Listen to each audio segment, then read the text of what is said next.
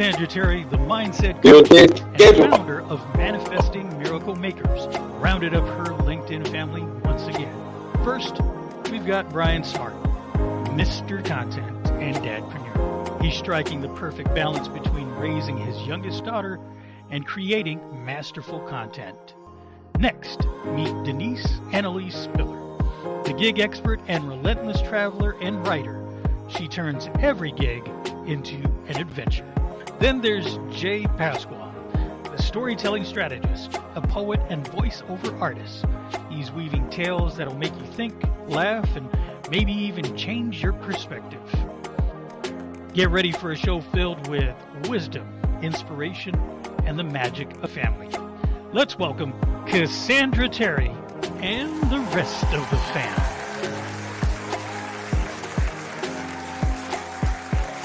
Hello, hello, hello, and welcome to the Thursday edition of the Cassandra Terry Morning Show. Thankful Thursday, the day that we focus on abundance, the day that we focus on what we have versus what we do not have, the day when we pause to give thanks for the blessing of the life that we've been gifted and all that comes with that. And when I say all, I mean all, because in all of it, however you would categorize it, good, bad, or indifferent, it has all come together to bring you to this point. It has all come together to create the you that is you, that shining work in progress, ever evolving, ever learning you. And you are great just as you are. But do you see it?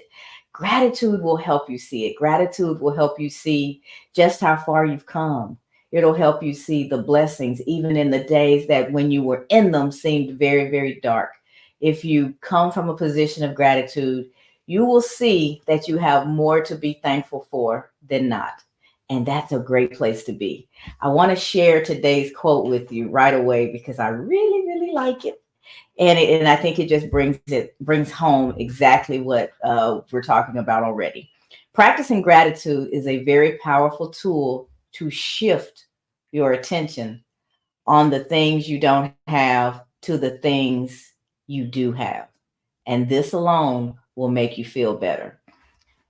I agree with that wholeheartedly. At any point in time, when you're wrapped up in frustration, anxiety, wishing things were different, all you really have to do, even before those external changes come about, you can internally take a moment and see what around you you're grateful for, who around you you're grateful for, what in your environment supports you, nourishes you, even if it's just something as simple as feeling the sun on your face, right? Everybody can't get out and feel the sun. Maybe it's the fact that you have a roof over your head. We know that there are many that are less fortunate. Even if it's not the ideal roof, you have shelter, right? Do you have a full belly? Do you have people that love you? Are you a part of a community? Do you have some way of making income? It may not be all that you need, but a little bit of something is better than a whole lot of nothing, right? So it's all in perspective, all in how we choose to look at a thing, how we choose to process the thing. And the magic word in that sentence is choose. We have a choice. We get to choose how we process. We get to choose what thoughts we allow to linger and which ones we allow to just float by, which ones we catch and determine that this is not going to serve me. So I'm going to deal with this one. I'm going to reframe it. I'm going to help create a new default for me so that I don't allow this negative messaging to continue to play in my head. We have choices. We talked about this yesterday. We are making choices all day, every day. Gratitude can really help you make better choices because it's going to put you in a place where you're more calm, where you're more at peace, allowing you to think better and more thoroughly and to be more creative, right? If you need to get out of a bind, you can't focus on the bind. We already know it's there. You're already experiencing it. If you just focus on it, all you feel is the constraint, the frustration, the overwhelm. But if you start to think about what it's like on the other side and how you can get to the other side, then all of a sudden you become solution focused. You're thinking about what are the right steps to take to improve your situation. When we're all emotionally spent and we're exhausted from struggling with all this internal turmoil and focused on the frustrations of life, the last thing that we are is creative. You just don't have the capacity to struggle like that and to think of good solutions. So just by the mere fact of grabbing a hold of gratitude and shifting your focus to the things that you're grateful for and seeing the things that you're blessed with will allow you to lessen that stress, lessen that angst, and to get into a more creative space so you can start to work through your situation instead of being overwhelmed by that situation. I see someone has Conchita. Thankful Thursday to everyone. So grateful for an amazing day ahead. That makes two of us. I woke up feeling good, full of energy. I beat the alarm clock up. That's when I know that I'm well rested and I've had a good night to recharge when I wake up before the alarm clock. I woke up this morning and I was looking around, figuring out where I was, what was happening in the world. Am I still dreaming? Am I really awake? And just peace and calm and ready to start the day. So I got up a little bit earlier and I'm ready to move through the paces. As you're moving through the paces, life is gonna life. You will bump into things, you will trip and fall, but as long as you get back up, as long as you recognize that you've bumped into something, it's an opportunity to adjust. So we can even learn to be grateful for the things that we bump into, the things that jump up at us, because those things show us something. They shine a light sometimes on an area where we need to do some work. Just happened to me. Sometimes they shine a light on an adjustment that needs to be made in your environment, who you're spending time with, what it is you're doing, what you're allowing in. Those bumps can be very educational. That's why we talk about having a good relationship with failure. May not be a true failure through and through, but if it stops your progress, pay attention to it. If it grabbed your attention, bumped your toe in the middle of the night, what adjustment do you need to make? Right? Do you need to put some lighting around you so that you don't hurt yourself? Maybe there's a piece of furniture that needs to move. Maybe you left the shoes in the middle of the floor and you have to change, improve your habits so that you don't create obstacles for yourself. Because the older you get, the more you have to get up in the middle of the night, right? So we have to adjust those struggles, those things that we trip over. Don't just trip over them and keep moving. Stop for a moment and say, what adjustment can I make so that I don't create this situation for myself again? Other situations are going to crop up. But if we find ourselves going through the same thing, if you bump your toe 3 nights in a row, it's not your toe's fault. There is something that you need to do different. So stop and notice that and make the necessary adjustment. That's called growth. That's called evolution. That's called transformation. That's called self awareness. All kinds of good words in there. But what it means is when you see something that's causing you trouble, that's getting in your way, don't just make a quick adjustment around it, but leave it there. Spend a minute with it and think about what can I do differently so that I don't hit this obstacle the next time. Don't keep hitting the same road bump. Know that it's time to slow down and drive around that thing. That's all life is as these things crop up, making the necessary adjustments. So we can be grateful. We can be grateful even for the speed bumps. We can be grateful for those bumps in the middle of the night because they allow us to make adjustments so that we continue to grow and move forward. Simple analogies, but you get my point, right? If you don't make the change, you're going to keep bumping your toe. That's not wise. We know the definition of insanity, doing the same thing and expecting a different result. So just by that definition, a slight adjustment, a disruption in your pattern creates the opportunity for that new result. So you can even be grateful. for those moments if you use the lessons that they can teach you. Let's see. Conchita says, if you focus on what you don't have, you will never have enough money. You'll never have enough anything. That's so true. Our thinking is habitual. Sometimes our circumstances change, but we don't change our thinking and our approach to life to reflect the blessings that have happened. Have you ever seen somebody who came from poverty or came from, especially like the depression or poverty? Sometimes those people, their lives have changed tremendously, but they can still be very, very miserly and hold on to everything because they're so fearful of going back to that situation. And you miss the blessing and the ability to enjoy the transformation that has taken place in your mind because you're still mentally stuck in your previous situation. I found myself for a long time, our responses are the same way. Hey, Camille, our responses are the same way. They can be automatic. We get so accustomed to saying things and responding in a certain way that we even have default messaging that comes out that way. And sometimes it no longer aligns with your current situation. It's like, oh yeah, I'm still I'm still limping along. Have you ever seen an athlete get hurt? They've healed, they've gone through the rehab, they're right back in the game, and it's really difficult for them to trust that leg is going to hold them up. It takes a while, and that's what happens. But if they continue to show up, continue to do the work, the trust will come, and they'll be able to get back to what they were able to do before the injury and even grow. We all have those injuries in our lives.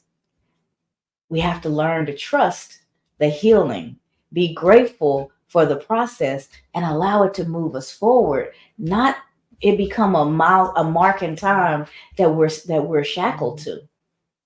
Life keeps lifing, things keep happening. Are you evolving with those facts, or are you stuck? Look at your past for the gifting that it gave you. Allow it to grow your gratitude instead of being upset about all the things that happened. Just change your perspective a little bit. It doesn't mean that you agree with everything that happened, but it does mean that you can allow yourself to heal from it and put some space between it and where you are now. You can look for the lessons in it. You can look for what it has taught you. I'm more resilient. I'm more capable. I'm more compassionate. We've talked about these things, right? When you look back at what you've overcome, look back with gratitude and with joy because you're not still there. And so, since you're not still there, stop dragging the baggage from that situation with you. You'll bring it right into your today and allow it to unearth, to undo the specialness, the gratefulness, the process that you've made. Leave all that stuff behind. I have overcome. You really have. But have you mentally overcame? You're no longer in that relationship. You're no longer in that situation. You have progressed. But if you look back on those situations with an attitude of gratitude, if that's the lens that you're looking from, you will be able to see how even those difficult situations helped you become who you are. And the fact that you got through them shows your strength, shows your ability to do hard things, shows your ability to keep moving forward, right? Shows your ability to set boundaries. So it shows your ability to care for yourself and others. However it unfolds for you, see that gift and with gratitude, be grateful that you've moved forward and choose to leave all that event and just take with you the lessons from it and gratefully keep moving forward and building on that. Don't drag that gunk with you. I was looking, I don't remember who it was. Somebody had a post and it had a man taking steps up like stair steps walking up, and he had this shackle, this old ball and chain around his ankle, And each step was like progress in a career, but it was talking about, dragging your history with you, your baggage with you. And every step he took was so difficult. You could see it in the graphic. The steps were difficult. He was making it to the top. He was doing it, but it was so hard. And then you kind of see an overlay of another person who's running up those steps because they're not dragging the baggage of yesterday, of their history with them. And it was a really powerful image. It stuck with me because that's exactly what we do. Even though we're out of that situation, we still carry all that gunk with us. And like that chain, that ball and chain, that weight around the ankle, it makes today hard. You've already done the hard stuff. You've already moved through those situations. So allow gratitude to unleash you, to untether you from that baggage so that moving forward is easier. So that moving forward is something that you can see yourself doing because you freed yourself. You've already come through so many hard things. So you should know unequivocally, without a shadow of a doubt, you should know that you're able to face whatever it is that's standing in front of you now because you've faced, you've overcome, you've moved past everything else up to this point. So why would this be any different? Right? Sometimes we forget. Sometimes we forget just how far we've come, how much we've overcome, how much we've accomplished. But when you look at your life from a position of gratitude, those things start to highlight for you. They become a part of the highlight reel of your life, and they can encourage you and they can help you propel forward instead of getting stuck in the past. And that's what we're here for. Those are the conversations we want to have, right? That's why we're building community. Community allows us to share our stories, to share our victories, to share the difficulties. When you hear somebody else's story, there's someone else who's like, oh man, I'm not the only one. I've experienced that too. But look at her. She's great. She's smiling. She's happy. I would have never thought that that was a part of her past.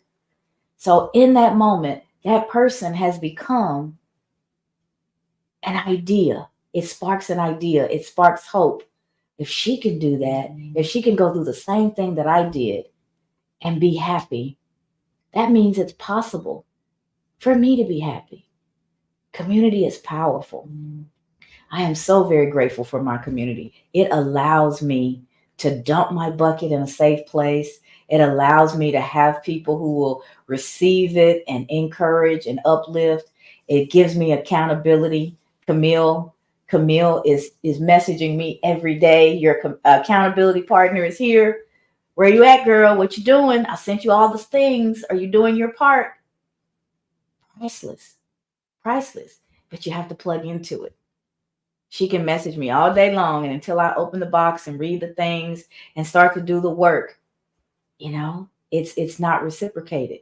I'm not taking advantage of having a community member that cares that much, having a community member that's pushing me forward, having somebody who is invested in my success, right? We do it all the time. We have to slow down. We see those angels that are fluttering around us, trying to make sure that we're living our lives to the fullest. And we have to acknowledge them. We have to be grateful for them, and we have to pick up the lessons that they fluttered into our lives to teach us. Right? They're there for a reason. You're all here for a reason. You're in other spaces for a reason. Sometimes that reason is that there's somebody there to uplift you. Most of the time, you're there to uplift someone else. Reciprocal relationships are beautiful in community. So I'm grateful for that. Kim says, love it. You guys have no idea how you set my day. Appreciate everyone here. Thank you, Kim. And you have been a staunch, consistent supporter for I don't even know how long now. Months. You show up, you engage, and it is much, much appreciated. Camille said, gratitude is key, and taking action eradicates conformity. I love that. Taking action eradicates conformity. We don't want to just conform and go with the flow. We are way more special than that, right? We set goals for ourselves, we have targets for our lives, and taking action is what's going to help us get from where we are to where it is we desire to be. The action is required. And sometimes when you're stuck in that rut, it's really hard to take on that next thing. However, in doing so, you set yourself up to start propelling towards the life that you're looking for, the goals that you've set. It's important. Kim says, I can't wait for Monday. I will register. Awesome. I sent you the link, Kim, and I'm looking forward to seeing your registration come through. I am excited. I was working on the slides and stuff last night. We are going to have a great time. It's going to be a lesson. I was thinking about that. So Kim is talking about the challenge. I think most of you on already have the book. Just because you have it doesn't mean you've read it. Trust me. I have lots of things that I haven't taken full advantage of in my life, right? If you haven't read it, don't let that be a barrier because we're breaking it down day by day. SOAR, 4 letters, each one a component of SOAR, each one building on the other and designed to help you get deep learning of the framework so that you can personalize it and implement it into your life. So we will be walking through each one of those components in great detail with us, with group discussions. There's going to be an assessment so you can figure out what your SOAR score is. If you haven't already taken the SOAR assessment, take it before Monday. We'll create space for you to do so in the session if you haven't done it by the time you get there, because knowing that SOAR score is going to help you with this personalization of the framework and help you really make most out of SOAR and how it can help you create this life that you so want, right? But the action has to be there. I can't want it more for you than you want it for yourself. Camille can't want it more for me than I want it for myself. There has to be a commitment and time carved out to implement whatever it is that you say that you want, right? So on Monday, we'll start with S, the strengths, identifying your strengths. And we are going to go into that in great detail, not in a lecture way, but in a hands-on way with group discussions and the assessment that I mentioned so that you really see where you fall on this spectrum of this thing called SOAR. I'm excited about it. I am so excited about it. So, Kim, you definitely do not want to miss it. Conchita is already registered, and we're excited that she's going to be a part of it. I was talking to Any last night. He says he's planning to participate as well. So the registrations are rolling in, and I'm excited to get this group together because we become the I Want to Soar community. Back to what we were talking about, it becomes a part of your community. We will have these experiences together, so we will be able to talk about these things in a more intimate, a more detailed, with greater understanding, because it's a journey. 4 days, an hour and a half a day that we'll be taking together, right? So I think it's really important to plug in to your community to allow you to expand your wings, to allow you to see what's possible. There is magic that happens in the collectives.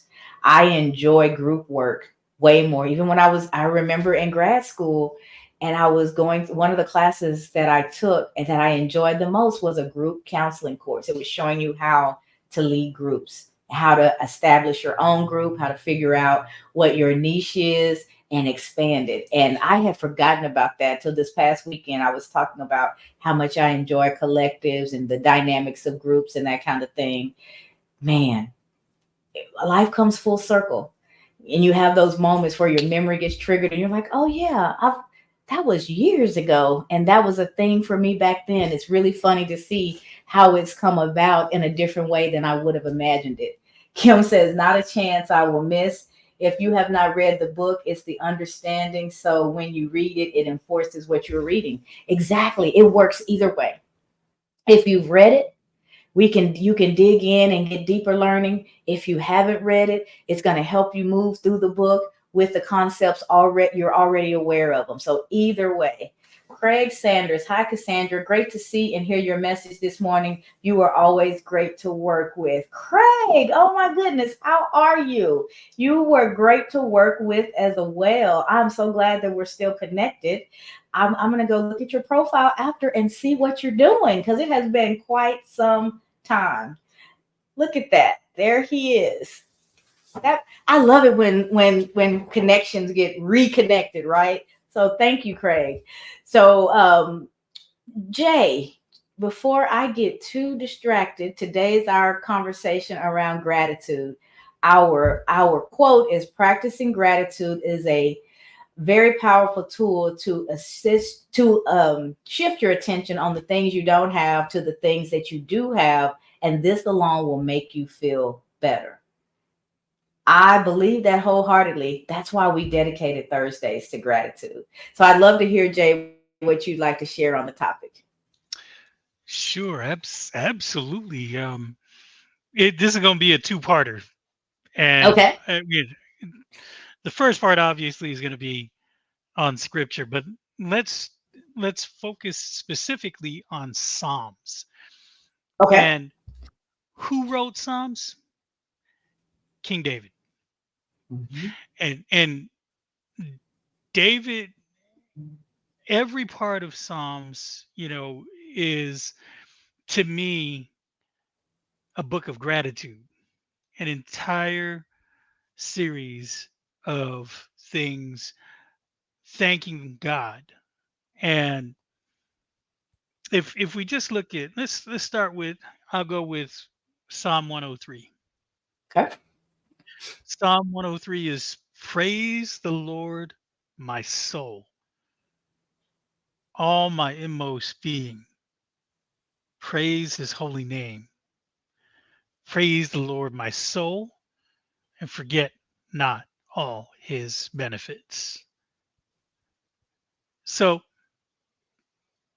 just two verses, and it's already about praise and praising God. And now David wasn't without his human frailties Hmm. and his shortcomings and his adversity, you know, but each time you read Psalms, there's many portions in there where he continues to list blessings that have been bestowed upon him by God. And what are those blessings? Forgiveness of sins, right? Healing, Hmm. redemption, Hmm. love, and compassion. And David really is acknowledging that God does not deal with him according to his sins, but rather extends his mercy and grace abundantly. So David's life really it shows a heart filled with gratitude for God's grace, and it's demonstrating how even in the midst of difficulties, one can find reasons to give thanks and praise to God. Hmm. I mean, a whole entire book, Psalms. Um, but if you if you studied anything about psychology or maybe even therapy or even just gone to therapy, Hmm. one of the things that we talk about, and I've used the word before, is ruminating. Hmm. And ruminating, and it's associated with all types of disorders, obsessive compulsive, anxiety, all kinds of stuff. Um, and without getting too deep, the if you talk about therapy, right, it's the CBT, cognitive Cognitive behavioral behavioral. therapy, right? Hmm. but there's CBT for rumination specifically. Hmm. And one of the things they talk about is pattern interrupts. That's right. And if there's a pattern interrupt that's pretty potent, it's gratitude. To me, just taking a moment to be thankful for the blessings that you have currently in front of you, that's a quick pattern interrupt Hmm. because you're not stuck on stinking thinking. Hmm. And that to me is going to be helpful. When you're ruminating, you're stuck on a thought. You got to have that pattern interrupt. And if you keep interrupting that pattern with blessings and gratitude, it's going to shift that mindset to You where it create a needs new to be. pattern. You Hmm. create a new pattern. Absolutely. Hmm. That's exactly what that's all about. So, and it's about empowerment. It's all of those things that we talk about all the time. And you're right. It's extremely important to have gratitude because, and you call me out on it every time, and that's the importance of what you were talking about with community. People that'll hold you accountable, but also remind you of the things that are in front of you that you really need to be thankful for. Hmm. You know, the other day I was like, I was I was ruminating on just how tedious translating documents can be. Hmm. I did not know. Listen, I did not know just how tedious translating documents can get. And as I started studying translating documents, the very first thing it says is you might not know this, but it may take 3 to 4 hours per document to translate. And I was like, really? So if I do 2 documents, that's potentially my entire day? Ruminating on the wrong thing, Jay. Right, Tell them to exactly. scratch that sentence from the beginning. They get people in the wrong headspace before you even get started. Right. And so there I was. And so Cassandra, being the mindset queen, said, "What are you focusing on?" And I said, "Oh, Mika, you're right. You're right. You're right. You're right. First of all, I'm a big proponent of perpetuating my culture and my language. I'm a big proponent of sharing culture. And here's a really good way that I've been able to do that in Right. translating official documents. And then secondly, I'm getting paid. It's not like I'm doing this stuff for free. Right. You you know. So there's blessings right there in front of me. But I looked at it as tedious. And, and I just had to stop because my community was holding me accountable. And it was a great pattern interrupt, thank goodness.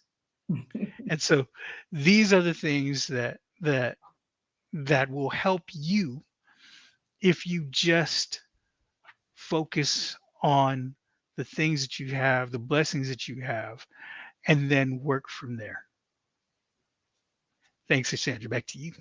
Absolutely. And I love the conversation around the pattern interrupt. We talk about it all the time, disrupting patterns.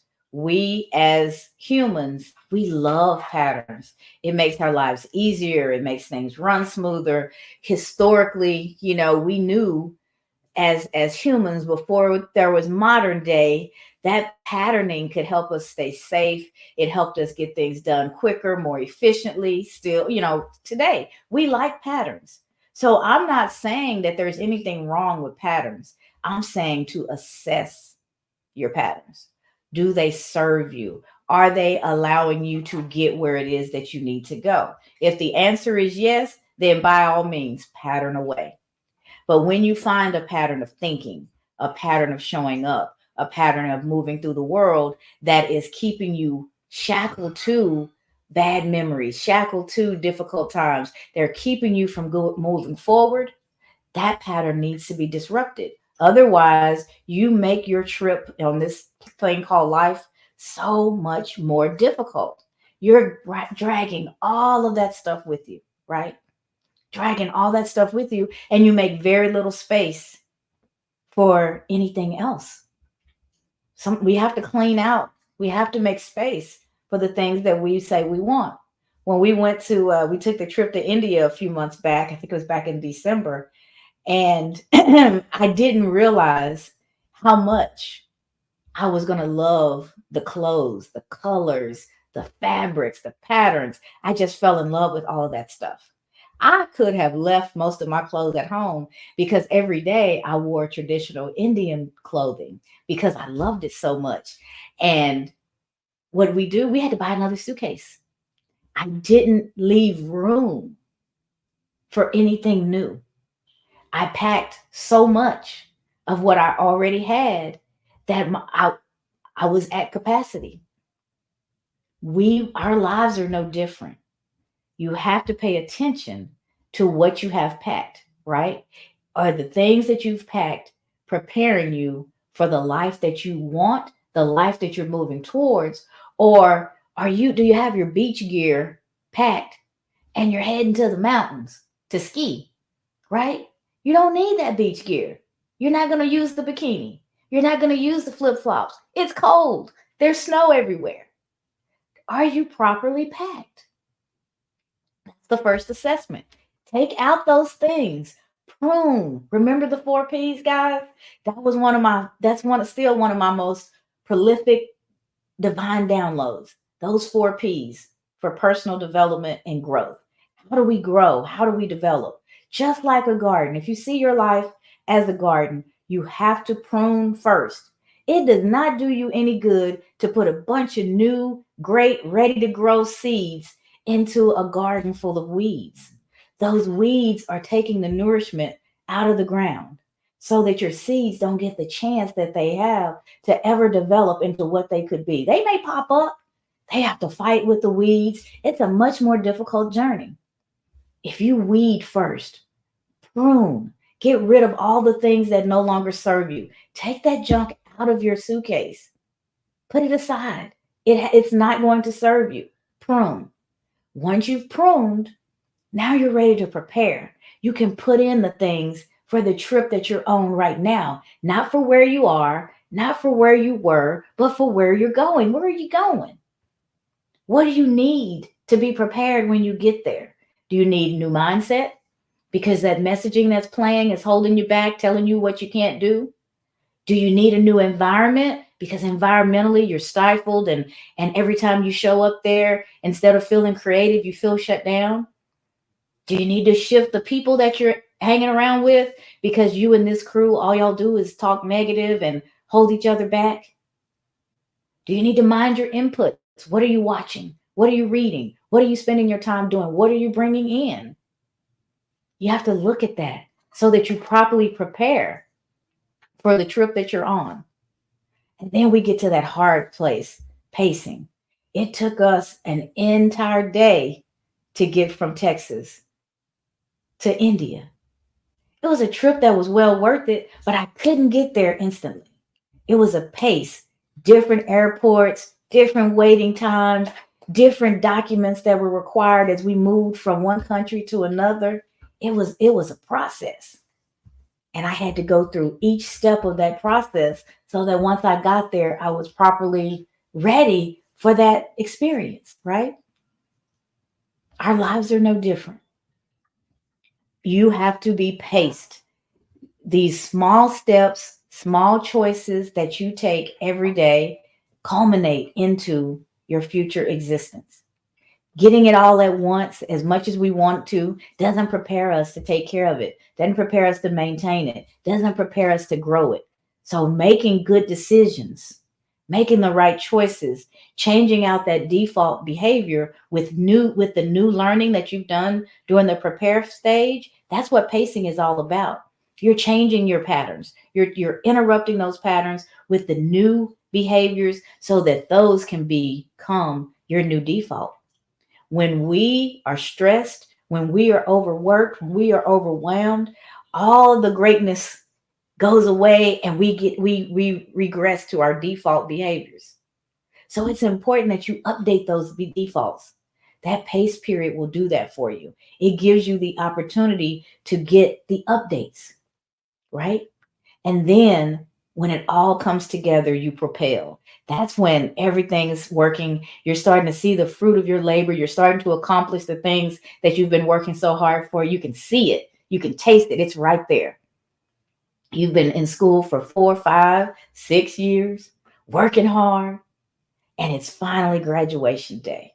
That's a propel moment. That's seeing everything that you've worked for come into fruition. The crowd celebrating you. They're going to call your name. You're going to walk across that stage. You're going to change your tassel from student to graduate. It's all happening. But you had to be paced. You had to go through your freshman year, your sophomore year, your junior year, your senior year. If you're like my friend Lisa, she's working on her thesis right now. So depending on where you are, the requirements are different. But you don't get to skip them. You have to be paced and go through the process so that when you come out on the other side, you're actually prepared for what's waiting for you so that you can propel forward and not just receive, but actually grow. Have you ever seen anybody squander a blessing? I've done it. I wasn't prepared for it. Prayed for it, wanted it so bad, and couldn't manage it because I didn't go through the process of building up the skills I needed to manage it properly. It's important. That pacing is important. And when you propel and you receive that accomplishment, you don't squander it. You move forward and you take it and you make it more than what it was when it hit your hands. You actually can grow it, evolve it into something else. It's magical. You have to prune, get rid of the weeds. You have to prepare by replacing what you removed with the stuff that you really need for where you're going. You pace day by day, choice by choice, decision by decision, doing the things necessary, building up those skills, integrating them into your life so that you're ready when you propel and you actually accomplish what you've been working for. Those 4 P's, we're going to cover those in detail as well and how you apply those in your life during our challenge next week. If you're reading my book, you'll see it in there with a fabulous illustration done by Mr. Content that actually, makes it easy for you to see how those 4 P's work together and how that process continues, right? Because you accomplish one thing and then you're ready to move on to the next one. So it's a cycle. But it's important to know where you are in the cycle. It allows you to appreciate, to be grateful for each part of that process. So when you're in the pruning period, you're getting rid of things so you don't get so frustrated when the things that you want aren't growing yet. You're not That's not the season that you're in. And you can recognize that, oh, I see this falling away, I see these things changing. Oh, I'm in a period of pruning. And when you realize that, you can rest in that and not get so frustrated that you haven't gotten there yet. Oh, I've been working on this thing. I've been doing this. I've been learning these new skills. Oh, I just realized I'm in a preparation phase.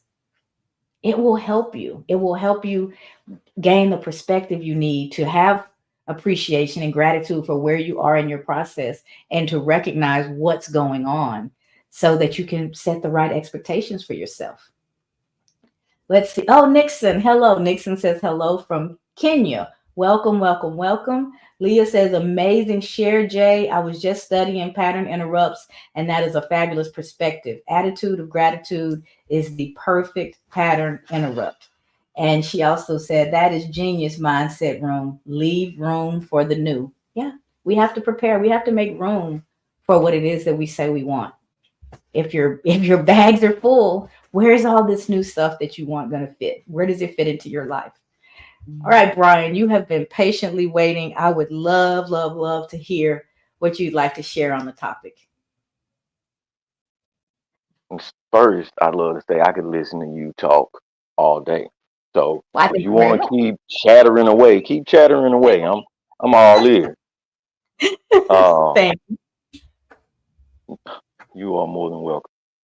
I'm listening to what Jay was talking about, pattern interruption. I'm listening to you. what you're saying about pacing and gratitude. And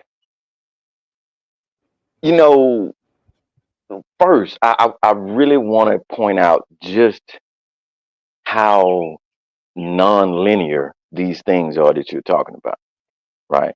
Yeah. I really Yeah. believe, I really believe we have been trained to look at things like it's a straight line. It's a straight path.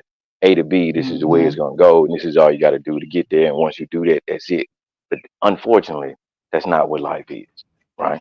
Life is not linear. Right. Life is all over the place sometimes. And your learning is like that also, right? It's not just life things coming at you, the things that you do, you're not just going to be able to get them all at one time. It's impossible. That's why I love the things that you do the way that you do it. And I'm not just saying that, just to pump you up. I'm sitting here and I'm sitting back, I'm listening. I'm looking at the sun coming through the trees and I'm listening to what you're saying, and it is aligning perfectly with gratitude. Because when you're able to pace like what you do every morning, when you're able to pace your progress, your imperfections, your missteps, the ups, the downs, then you start to gain confidence. But unless you're thankful for each step of that, you won't be able to get that confidence. You, you know, we always talk about thanks like it's something for something materialistic. You have to look at things like it's thanks for the things that you in your mind say that you want, but it's actually something that's already yours. When you come at it from a place of, can I have, can I do, it changes your perspective. Now you start to have this sense of insecurity, inferiority. I'm not going to be able to do it. Am I going to be able to do it? Faith and fear cannot exist in the same space. In order for that to happen, you have to practice gratitude. Your confidence is built in your thankfulness, in your gratitude, in that humility and that belief that that thing that you're thinking about is already yours. You wouldn't have had the thought. We talked about this yesterday. Sending and receiving, not creation. So you wouldn't have come up with the thought if it wasn't already a thing. But you have Right. to have the confidence to see it that way.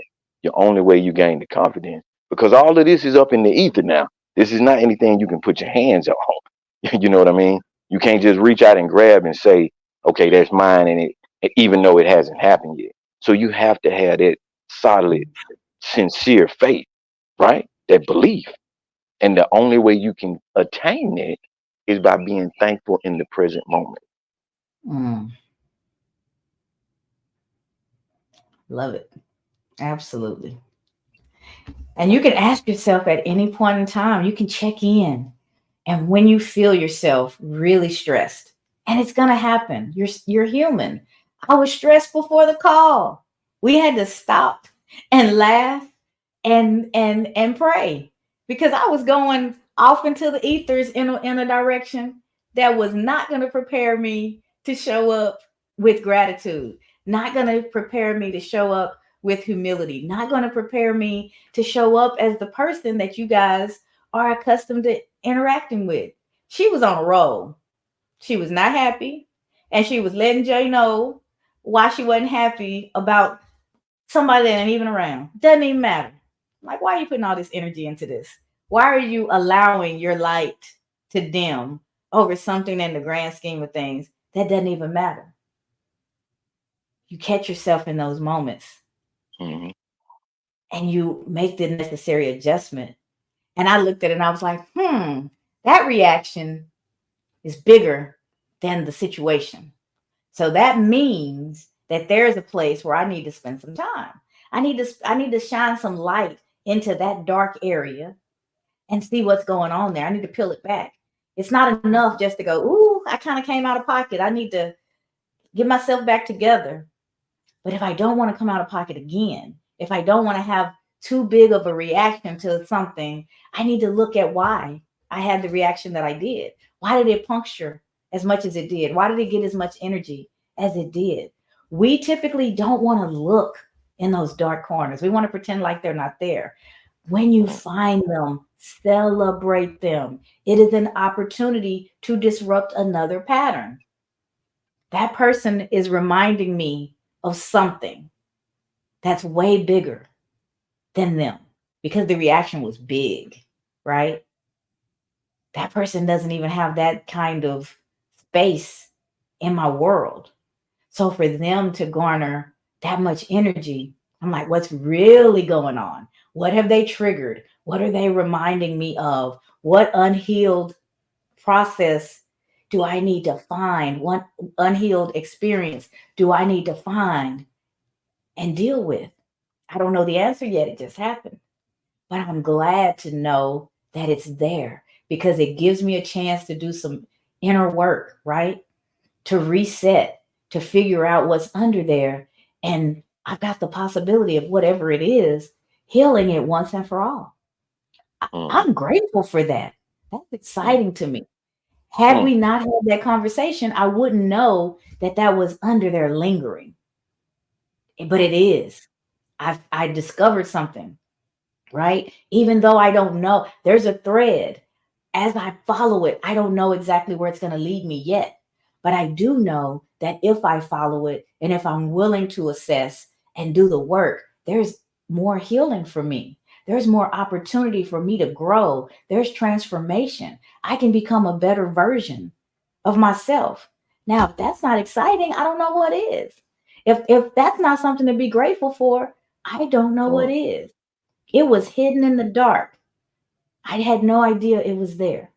And because it's hidden in the dark, it can jump up and it can grab me and it can push me out of pocket. It can control me whenever it decides to rear its ugly head.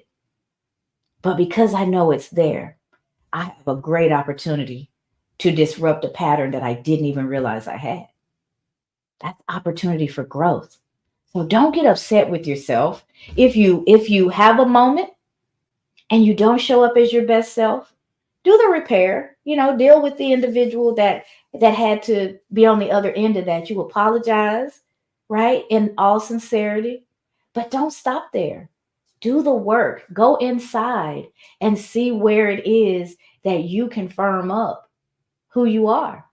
On the other side of that work is a stronger, more compassionate, more resilient, happier you who's in more control of their emotions. That's all goodness. That's why I say we have to be grateful for all of the things because they all came together to create you in this moment, right?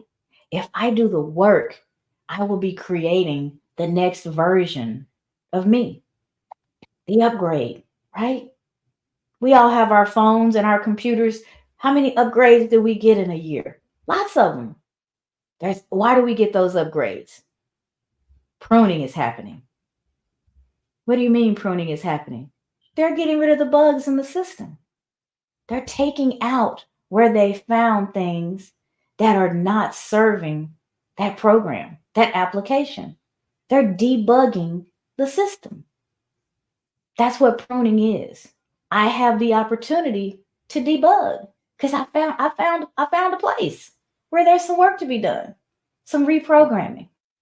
You debug. Once I debug, when they debug, what do? They do that in the background. They do that at the particular company that owns the application. They're getting rid of that stuff, but then they have to upload it, right? And you have to run the upgrade. That's your preparation. That's getting rid of the old and bringing in the new. That's going to work better for you, right? You won't get tripped up as much. You won't be as vulnerable, as insecure. Those bugs in the system are places where hackers can get in typically and take over our stuff. They're making you more secure. debug. And then just because I've removed it and recognized it doesn't mean that it's still not lingering there, because the pattern has been existing for however long, probably forever. Didn't know it was there. But now I have to practice coming up against that same sort of Uh-huh. scenario and responding differently, responding as the new version of myself, not the punctured version that responded today.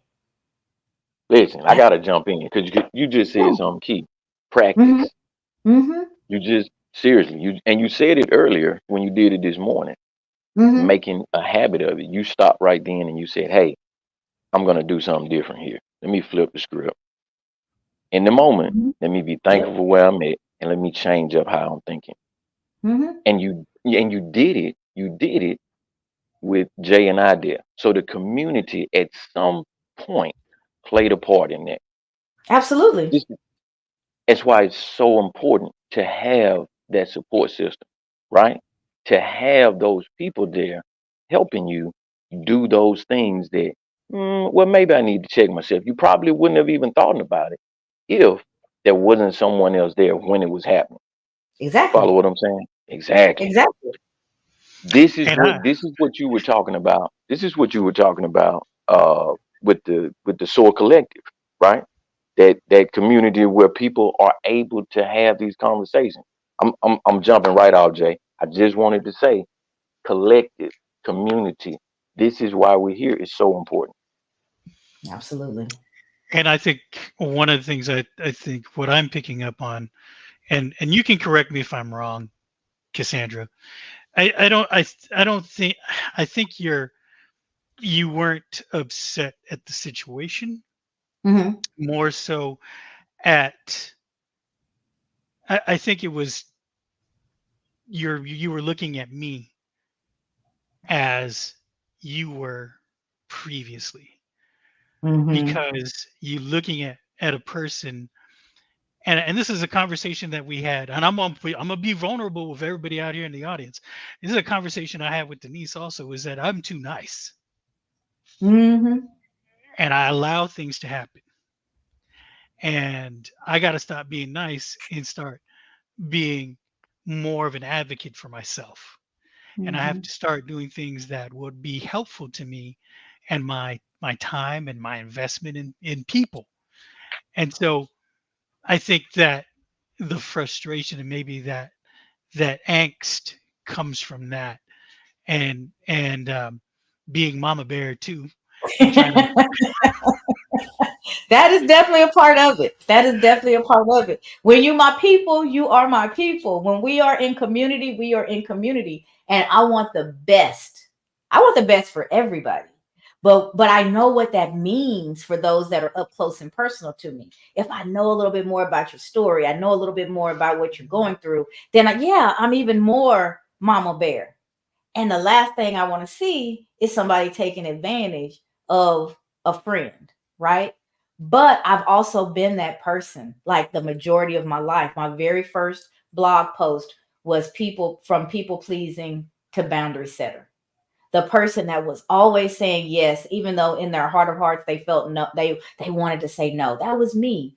I would get physically ill trying to say no, trying to stand up for myself, trying to advocate for myself because I didn't have enough self confidence to be okay in my truth.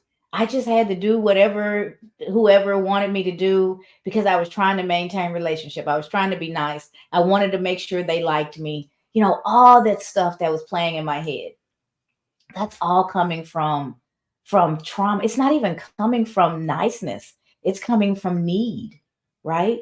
When you're a people pleaser, we couch it as niceness. It shows up as niceness because you're always helping, but the motive behind it is a deep-seated need to be liked, to be seen a certain light. There's all this other stuff, right?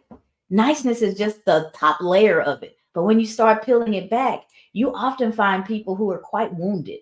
when you're looking at people pleasers. They may have abandonment issues. They may have self confidence issues. They don't see themselves as good enough. So they have to go, do, always trying to gain this external validation because they don't have it on the inside. That was me for a good portion of my life. And so I'm super sensitive to that kind of stuff. And I just want to grab people and say, you are good enough just as you are right now without you doing a thing. First thing in the morning, you haven't combed your hair, you haven't brushed your teeth, you haven't done a thing, but take that breath. You are enough. You are valuable. You are capable. You are deserving before you do a thing. When you get that, then you make better decisions for this valuable, capable, deserving person. You don't say yes to everything because all of those yeses don't align with what you're here to do. We all have a divine purpose. We have a destiny. And we are so easily distracted by all this other stuff when we're coming from those wounded places that we have yet to heal.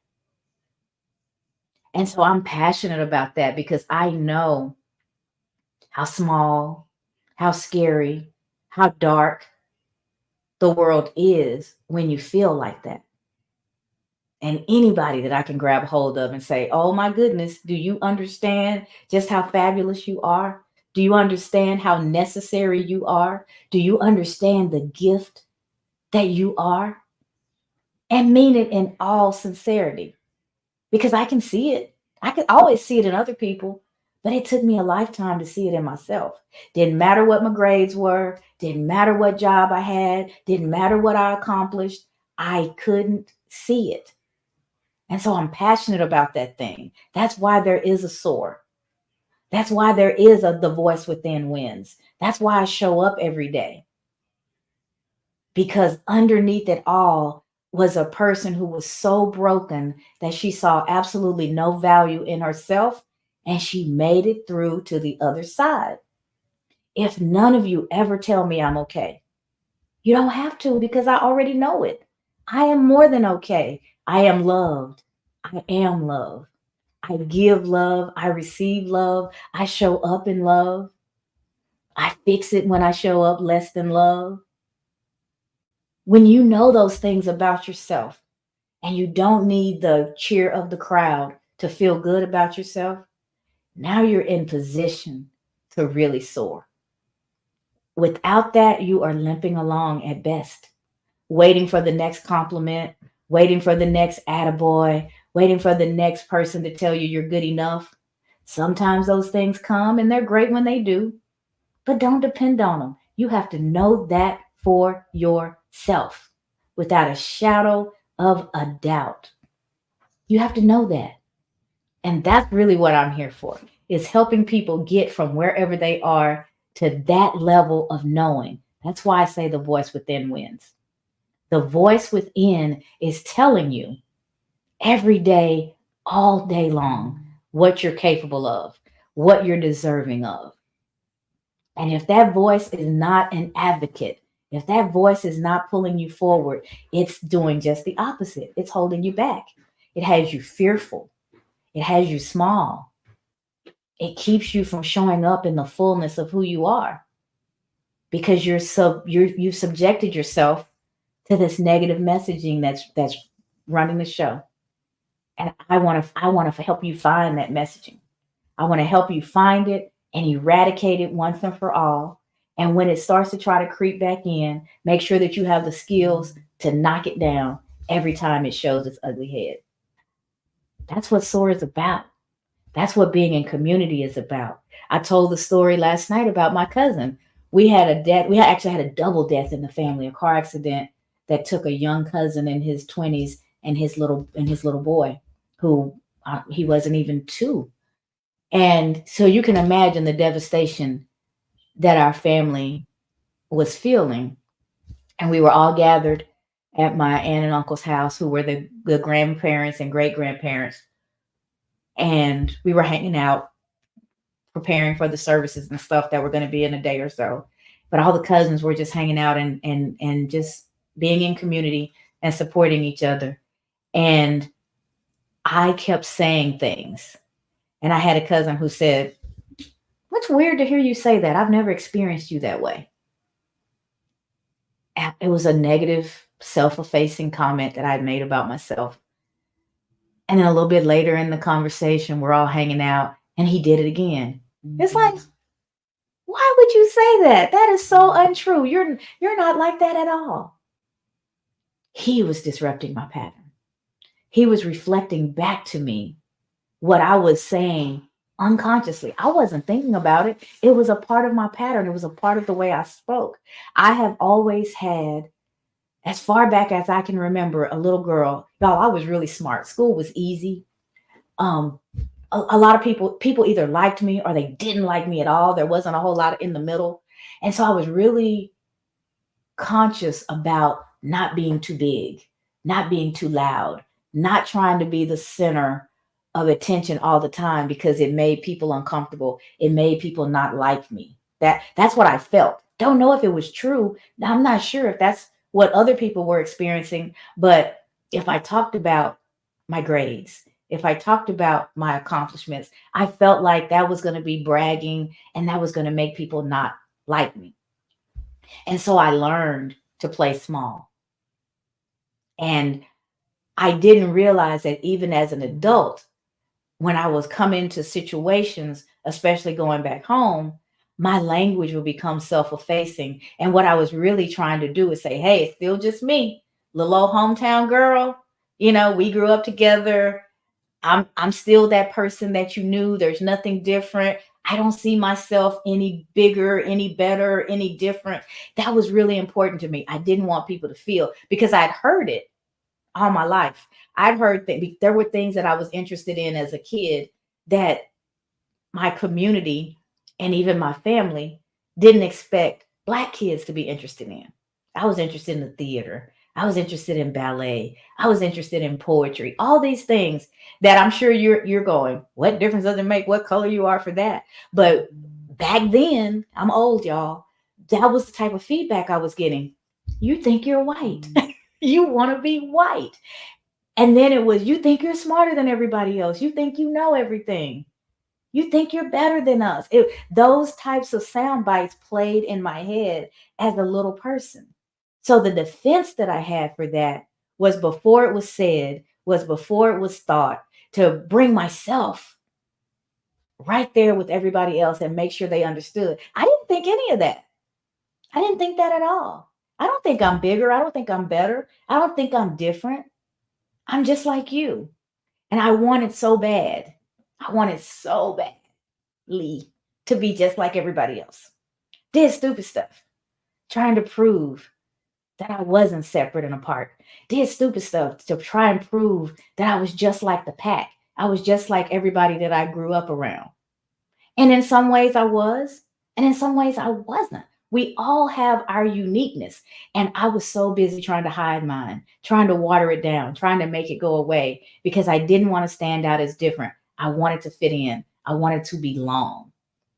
And that desire to belong created a practice in me, a pattern in me where I was always shooting myself in the face, highlighting the things that I did wrong, uncomfortable in compliments and batting that stuff away because I didn't want to be seen as somebody who thought they were grandiose in any type of way. And it created some really bad habits, and it created some very strained relationships that I still have a hard time navigating today because I'm still, just like everybody else, healing my stuff. I tell you guys that all the time. I don't show up with all the answers. I show up with transparency, willing to talk about my stuff, willing to talk about what's worked for me in hopes that something translates for you so that maybe some of the holes that I fell into you can avoid. But really, what you have is just a front row seat to me working out my stuff. And my working out my stuff has led to some powerful things. It led to the 4 Ps. It led to SOAR. it led to creating a community where there's a safe place to come and for you to work through your stuff as well. I don't come from a position of seniority, superiority, knowing it all. No, I come from a position that I've been through the fire. I've come out on the other side. There's a new one waiting for me ahead. Found one this morning, but I've come through a lot. And I'm open and transparent enough to share those experiences because I don't want them to be wasted. I didn't go through that stuff for nothing. No, I am hoping every single day that something that I say, that something that I've experienced is a blessing to somebody else. When I see somebody pick up my stuff, that validates that anything difficult that I went through was not for nothing. There was a reason. Even if the reason was it just helped this person that I'm talking to. That somebody that's hearing me now is picking up something and going, okay, if you can get through that, so can I. That's what it's all about. Paying it forward. Not being the subject matter expert, but just being willing to be the subject and sharing the experience so that other folks have the opportunity to do the same. And we can all learn and grow together. That's what the SOAR community is all about. And I definitely invite you guys into it. The challenge is going to start on Monday. And I'm excited about that. We'll spend an hour and a half together Monday, Tuesday, Wednesday, Thursday from 6 to 7:30 p.m. working on the different components of SOAR so that you can get that deep learning that you need, that you can personalize it in a way that's appropriate for you, and you can do the work, build the plan, and walk away 4 days later ready to implement something new into your life to disrupt those patterns so that you can start to propel in the life that you desire and not stay stuck where you are. That's the mission. That's the mission, guys. We have quite a few folks that have never, I don't think, have joined us before. Let me say, I see San, I see Chanda. Hey, cousin. I see Laditra Walker Lee, one of the most fabulous women I know in the Austin, Texas area. This is a woman who never sleeps. I don't know when she sleeps because she's doing too much. If she's not starting foundations and winning awards and raising the most phenomenal 3 children you could imagine. So glad to see you here, Dee Dee. Tammy Snyder Mason, virtual hugs. Tell Greg I said hello, hugs and kisses to you both. Pastor Lee, I see you out there. You know I love you. Hopefully you called your sister yesterday. You know it was Lisa's birthday, right? Denise, Texas Maid Williams, that's a cousin of mine as well. Happy to see you here. Sharon Roberts, if it's the Sharon Roberts I know, and I'm sure it is, a classmate. We grew up together in good old Farmersville, Texas, and graduated together. And then there's Sonia, who is with us all the time, a friend who has become like family and very supportive. So I am grateful for each and every one of you guys being with us. Brian, we've been preparing for the SOAR challenge. What have I forgotten? Shona, look at you. She says, good morning, Shona here from Calgary. Oh, you're coming from Canada. I love that. I met Shona last night. She was in the room that Innie and I did, and she sent a connection and a very nice message. And here you are today. So Camille, you're not the only Canadian on the call today. So welcome, Shona. It is great to see you here. Leah says, we are all in the process. Such a beautiful share, Cassandra. We are all working through something. Absolutely. And when we know that we're not alone, that there's nothing wrong with us, that we're all just becoming the next version of ourselves, being in community helps you to find those connections and to see that just how normal you are and how pervasive the things that you experience are. Sometimes when we're doing it in isolation, we feel like we're the only one and it overpowers us. But when you have community, there's a place where you can connect and share and find out just how normal these situations are and actually have a support system as you're working through it. That's the power of community. So, Brian, I think I've recognized everyone and caught all the comments. What have I not said about SOAR that you might want to wrap us up? Oh, I'm sorry, there's a whole nother group of folks that I Will Walred, Will, and my husband grew up together. Great to see you here. Maisie, great supporter and friend. She and my husband work together, but they are so much more than co-workers. And she and her husband Greg are fabulous people and supporters of me and my family. VRAM 29, I think this is the first time I've seen you here. Brianna Kelly, my niece, I think that's you. Welcome, welcome, welcome. We've got quite a group today, and that's exciting. That means the message is getting out there, Brian. The community is growing. I asked everybody yesterday, everybody bring somebody with you. So let me put that same call out there for tomorrow, Focus Friday. Bring somebody with you. You guys have been with us for an hour and 15 minutes. And if you're still here, I'm going to deduce that you're getting something out of this conversation. So bring someone else with you and share the information so that they can do the same. So we can continue to get the word out and we can spread healing. We can spread love. We can spread support to counteract all that gunk that's spreading out there like wildfire. If I was gyrating on the screen and doing crazy stuff, there'd probably be a thousand people watching every day. But no, we're talking about healing the soul. We are talking about finding and becoming the best version of ourselves. And we want to get that message out, just like the latest trends on all the social media gets out. Spread the word. Go ahead, Brian. Who? I don't know if I can. This pollen is Uh-oh. killer today. This is it's bad. Ready to send you Anyway, back in the house. I need to stay outside a little bit though. What the thing, but I think the problem is I haven't been taking in as much raw honey as I normally do. So I usually take in a lot of local honey. Yep. Obviously it helps, but it's just been kind of all over the place. The voicewithinwins.com/sword challenge. Let's make sure that we continue to share that address so that people have the opportunity to take that conversation that you started with the sword book to the next level, right? We are getting to a point where we hitting almost a halfway mark in 2024, right? We were talking about right, we were talking about soaring in 2024. This is the time to start putting those initiatives into place, right? And it To really action, helps to have action. someone on your side. You know what I mean? I, Yep. I'll leave it alone now, Cap. Go ahead. Look. She's got that look in her face, Jay. I know when enough is enough. No, but that's it. That the for those who are looking at the screen, you can see the URL is scrolling. It's the voicewithinwins.com/soar challenge. So thank you for saying that because I don't think in all the words that I've dropped today, I don't think I had said that.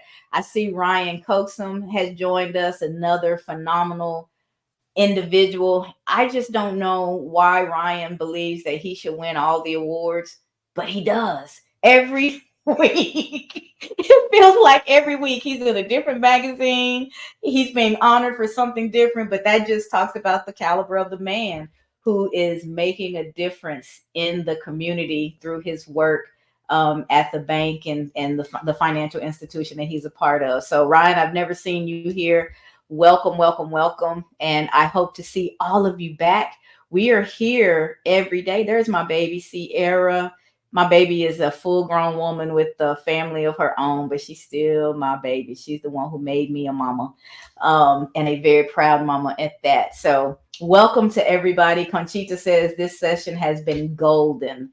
I feel light because I did say some stuff, but I feel a little skinless. I kind of let it all hang out today. The conversation went where it went, but I'll be really transparent with you guys. Before every session, the three of us we pray, and one of the things that I consistently pray is that what is meant to be, what someone needs to hear, comes through us. That it's not about what we think It's not about what we've worked up to say because we've got some great tagline like the voice within wins, but that we're actually getting a message through to somebody who needs it. That something will be said that can be life changing for someone, giving hope when they were feeling hopeless. So, although, I'm going to have to go and sit with myself for a little bit and find my skin and put it back on because I feel like I kind of stripped myself down this morning. I think it's important to do. And I feel like it's a part of my calling. I feel like everything that I went through for a reason. And I feel like the fact that I'm still genuinely smiling, I'm still genuinely full of joy. I don't have shame and blame and all this stuff attached to it all. That's because that journey was my unique journey that was going to culminate and become this and whatever comes after this.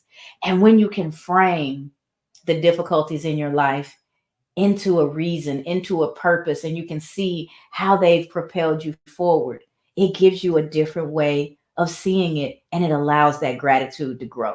So when I say I can be grateful for the hard times, I mean that in all sincerity because they helped me get here. I didn't get here just by the wins, just by the good days. It was all of it coming together that allowed us to have the conversation that we've had today. And for that, I am sincerely grateful. We're going to wrap up for today. We will be back here tomorrow for Focus Friday.